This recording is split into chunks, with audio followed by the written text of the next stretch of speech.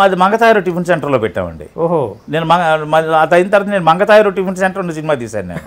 నేను ప్రొడ్యూసర్ దానికి. నేను మన చందన బ్రదర్స్ రమేష్ గారు, నిజామాబాద్ ఎమ్మెల్యే సతీష్ పవర్ గారు, ఇప్పుడు సుఖీబావా ప్రాపర్టీస్ అని గురురాజ్ అని ఆయన, మేము నలుగురం కలిపి తీసామండి.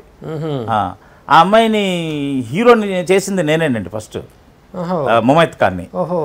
ఎవడైతే నాకేటి సినిమాలో అందులో ఒక చిన్న పోలీస్ క్యారెక్టర్, ఏదో హెడ్ కానిస్టేబుల్ క్యారెక్టర్ ఒకటి వేసిందండి, వైద్య క్యారెక్టర్ ఒకటి వేసింది.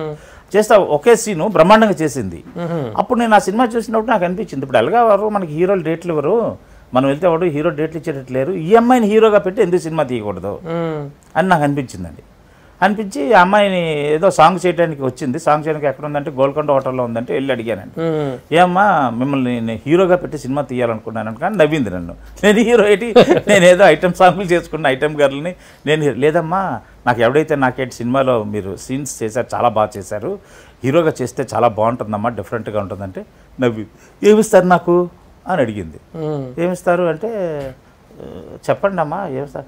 నేను మరి నేను రోజుకి నేను పాటకి 4 లక్షలు తీసుకుంటున్నాను కదా, మరి ఏదో నాకు 50 లక్షలు ఇస్తారా అంది. నేను హీరోని చేస్తున్నాము ఎక్కడి నుంచి వస్తాయమ్మా అంటే మొత్తానికి అటు మాట్లాడి 22 lakhsకి మాట్లాడి 2 lakhs అడ్వాన్స్ ఎక్కువ ఇచ్చారు మీరు. మరి సినిమా మొత్తం చేయాలి కదా, అమ్మాయికి అప్పుడు 3 రోజులు పాట చేస్తే 4 లక్షలు 5 లక్షలు ఇచ్చేవారండి. మరి మనకు 40 రోజులు చేయాలి కదా, 40 days చేయాలి కదా. అది అమ్మాయి ఖర్చు కూడా చాలా ఎక్కువ. అమ్మాయి బిజినెస్ క్లాస్లో వచ్చేది, ఓన్లీ జెట్ ఎయిర్వేస్లోనే వచ్చేది. జెట్ ఎయిర్వేస్కి రేట్ ఎక్కువ, బిజినెస్ క్లాస్కి రేట్ ఎక్కువ. ఇవన్నీ అమ్మాయికి మేము ఎక్కువే పే చేసామండి. వర్కౌట్ అయింది సినిమా, వర్కౌట్ అయిందండి, బ్యాలెన్స్ అయింది. అంటే నేను ఎక్కువ ఆర్టిస్టులు ఉన్నారండి, దాదాపు 40 మంది ఆర్టిస్టులు.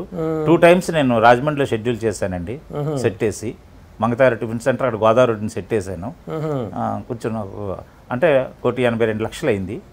దానికి అలా బ్యాలెన్స్ అయింది. మంచి శాటిలైట్ రైట్స్ బాగా వచ్చాయి. నారాయణ రాయరే కొనుక్కున్నారు, దాసనారాయణ రాయరే కొనుక్కున్నారు. అప్పుడు వాళ్ళు డి ఛానల్ అని పెడదాం అనుకున్నప్పుడు అప్పుడు వాళ్ళు కొన్నారనమాట. దానికి అలా బ్యాలెన్సింగ్గా అయిందండి.